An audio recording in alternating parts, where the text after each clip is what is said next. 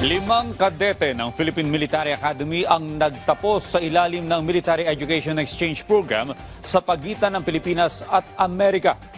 Kilalanin natin sila sa ulat ni Patrick De Jesus.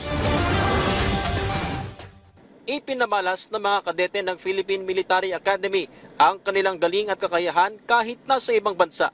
Sina Midshipman Jonirel Monreal at Midshipman Michelle Ann Angelo Maso ay nagtapos ngayong taon sa United States Naval Academy sa Annapolis, Maryland. Graduate naman ng United States Military Academy sa West Point, New York, sina Cadet Emerjan Albior at Cadet Rafael Cecilio Munoz. Nakatakda ring magtapos ngayong linggo si Cadet Jim Lorenzo sa United States Air Force Academy. Ang 5 PMA cadets ay pinadala noong 2021 at produkto ng Military Education Exchange Program dahil sa kanilang high academic, military at physical standards sa USNA, kung saan kabilang pa sila sa top 10% ng kanilang klase base sa Order of Merit rankings.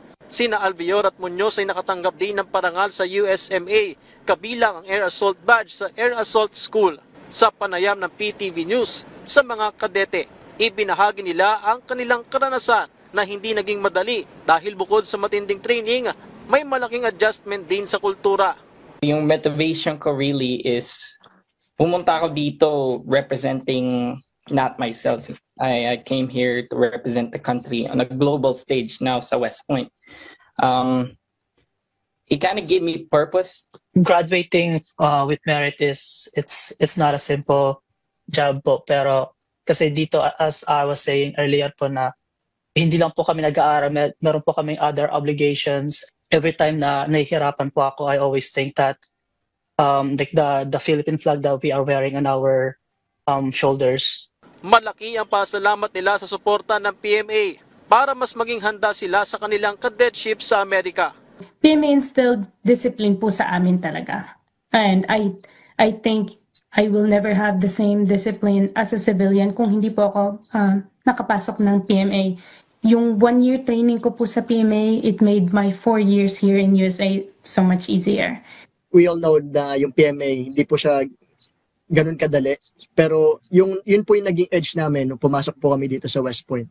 Yung resilience, grit, and yung confidence lang sa overall sa military trainings namin. Pagkabalik sa Pilipinas, para naman magsilbi sa Armed Forces of the Philippines, bibitbitin at ibabahagi nila ang kanilang mga natutunan sa US.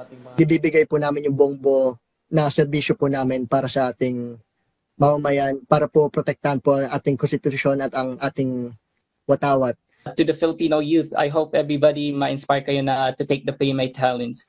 Yung opportunities na ganito, they are available. They are available to us. Who knows, maybe kayo na rin na mapupunta dito, mabigyan ng opportunity to represent the country.